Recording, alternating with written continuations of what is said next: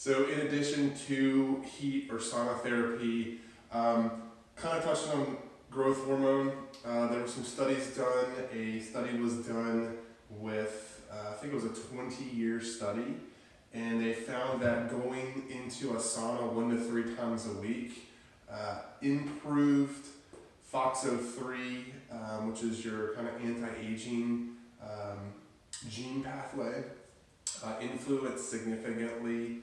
The people that went, I think, 1 to 3 times a week had a 13% increase in this FOXO3 gene.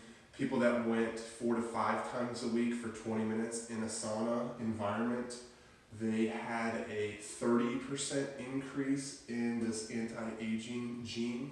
And then people that went 6, 7 times a week had a 50% reduction in cardiovascular disease and improvement in the FOXO3 gene. So very powerful things coming out about this.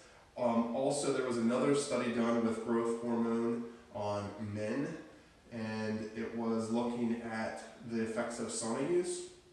And what they found out is that there's a significant increase in growth hormone when you're in hot temperatures for 20 minutes.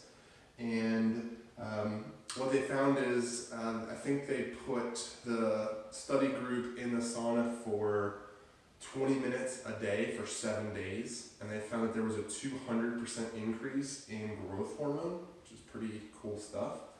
This growth hormone affects your body composition, so building muscle tissue and leaning or getting rid of body fat.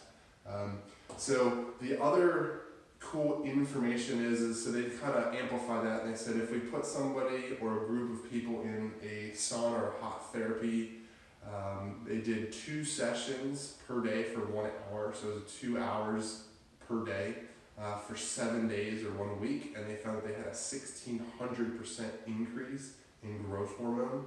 So this is a really cool way to kind of get your thyroid to trigger these kind of anti-aging hormones and muscle building tissues.